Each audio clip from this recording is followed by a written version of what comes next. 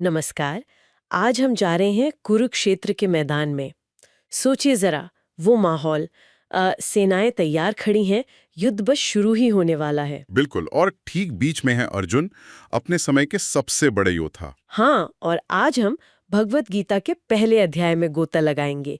मतलब उन श्लोकों पर ध्यान देंगे जहां अर्जुन युद्ध के लिए तैयार नहीं हो पा रहे हैं। श्लोक 28 और उसके आसपास की बात है ना। जी, समझने की कोशिश करेंगे कि आखिर इतना बड़ा योद्धा अचानक क्यों हिचके गया, क्या चल रहा था उनके मन में। हम्म। शुरुआत करते हैं अर्जुन के ही शब्दों से। उन्होंने कृष्ण से कहा, हे कृष्ण, यहाँ जो ये सब अपने ही लोग युद्ध के लिए इकट्ठा हुए हैं ना, इनको देखकर मेरे हाथ पैर कांप रहे हैं, मेरा मुंह सूख रहा है। हाँ, ये गीता का 1.28 है और ये सुनना बहुत महत्वपूर्ण है। हाँ, ये सिर्फ कोई आम घबराहट नहीं थी। ऐसा लगा जैसे जैसे उनकी रूह कांप गई हो। कुछ बहुत गहरा था इसमें। बिल्कुल। और इसका संदर्भ भी समझना जरूरी है।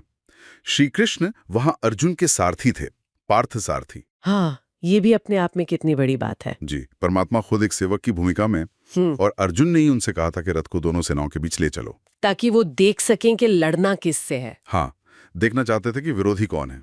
और फिर जब उन्होंने देखा, बस जैसे ही नजर पड़ी, सामने कौन थे? अपने ही दादा भीष्म, गुरु द्रोण, भाई बंधु, मामा, ससुर, उफ। सब प्रियजन। उन्हें देखकर वो एकदम स्तब्ध रह गए। कहते हैं गांडीव धनुष उनके हाथ से फिसलने लगा। सोचकर ही अजीब लगता है। बिल्कुल। और यही वो गहरा दुख, वो विषाद है जो पूरी गीता के संवाद की नींव रखता है। ये लड़ाई का डर नहीं था, समझे? हाँ हाँ। ये अपनों के खिलाफ लड़ने का, उन्हें मारने का विचार था जिसने उन्हें हिला दिया। तो अर्जुन की मनोदशा ऐसी हो गई कि वो मतलब गहरे शोक और एक तरह के भ्रम में पड़ गए। जी। वो अपना क्षत्रिय धर्म, मतलब जो उनका कर्तव्य था एक योद्धा के तौर पर लड़ने का, उसे ही छोड़ने की बात करने लगे। हाँ, वो कह रहे थे कि मैं नहीं लड़ूंगा। धर्म यानी यहाँ कर्तव्य या नैतिक जिम्मेदारी, उसे निभाने से वो पीछे हटने लगे। ये बहुत बड़ा मोड़ था। बिल्कुल। और उन्होंने इसके लिए तर्क भी दिए, ऐसे तर्क जो सोचने पर मजबूर करते हैं। हाँ, वो क्या तर्क थे? देखो, उन्हें चिंता थी युद्ध के परिणामों की। सबसे पहले कुल का नाश, मतलब पूरा वंश ही खत्म हो जाएगा। फिर जब कुल नष्ट होगा तो सदियों से चली आ रही परंपराएं, कुल धर्म, वो भी नष्ट हो जाएंगी। सही बात है। और जब समाज से धर्म और परंपराएं जाती हैं तो अधर्म फैलता है, मतलब अनीति, अव्यवस्था, अराजकता जैसी स्थिति। हाँ।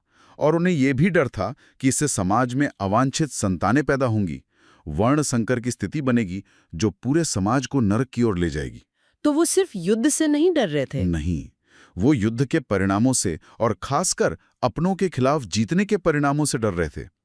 ये योग्यता का संकट नहीं था, ये विवेक का संकट था। लेकिन यही बात और उलझ जाती है ना, क्योंकि अर्जुन को शायद ये भी लग रहा था कि अगर वो कुछ नहीं करते, मतलब अगर वो लड़ते नहीं, पीछे हट जाते हैं, हाँ। तो उसके भी तो परिणाम होंगे, शायद उतने ही बुरे या क्या पता उससे भी ज्यादा बुरे। बिल्कुल। ये वो स्थिति है जहां, क्या कहते हैं, बुराई को जीतने के लिए बस इतना काफी होता है कि अच्छे लोग चुप बैठ जाएं। हाँ, वही बात। तो अर्जुन इसी कश्मकश में फंस गए। एक तरफ युद्ध की जानी पहचानी भयावहता, और दूसरे तरफ कुछ न करने का विकल्प जिसके नतीजे पता नहीं क्या होंगे, लेकिन गंभीर हो सकते हैं। उफ, बहुत मुश्किल स्थिति थी। हाँ, और इसकी गहराई समझनी चाहिए। ये सिर्फ अर्जुन की कोई व्यक्तिगत कमजोरी या भावुकता का पल नहीं था। अच्छा। नहीं, ये धर्म यानी कर्तव्य, कर्म यानी हमारे कार्य, और उसके फल यानी परिणाम, इनके बीच का एक बहुत गहरा नैतिक और दार्शनिक संकट था। इसीलिए इस अध्याय को अर्जुन विषाद योग कहते हैं। जी, यहाँ योग का मतलब सिर्फ दुख या विषाद नहीं है, बल्कि उस विषाद से उत्पन्न हुई मानसिक स्थिति, वो उलझन, वो जुड़ाव जो आगे ज्ञान के दरवाजे खोलता है। मतलब ये विषाद जरूरी था एक तरह से। हाँ, अर्जुन का यही विषाद वो पृष्ठभूमि तैयार करता है जिस पर श्री कृष्ण फिर गीता का उपदेश देते हैं। ये वो मिट्टी है जिसमें ज्ञान का बीज बोया गया। तो अगर हम सार देखें, हमने क्या समझा? एक महान योद्धा युद्ध के मैदान में खड़ा है। हाँ।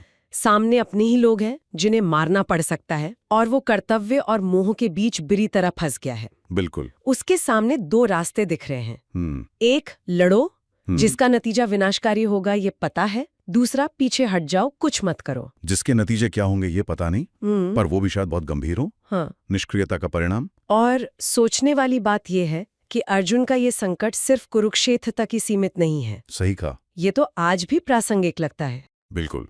ये एक सार्वभौमिक सवाल उठाता है। जब हमारा कर्तव्य हमारी निजी भावनाओं, हमारे रिश्तों, हमारे मोहों के खिलाफ खड़ा हो जाए, हाँ। और जब कुछ न करना यानी निष्क्रिय रहना भी अपने आप में एक नकारात्मक परिणाम वाला विकल्प लगे, तब सही रास्ता क्या है? बहुत गहरा सवाल है। क्या निष्क्रियता, तटस्थता सच में कभी नैतिक रूप से सही हो सकती है, खासकर तब जब अन्याय साफ दिख रहा हो? इस पे तो सच में सोचने की जरूरत है। जी, ये विचार करने लायक बात है।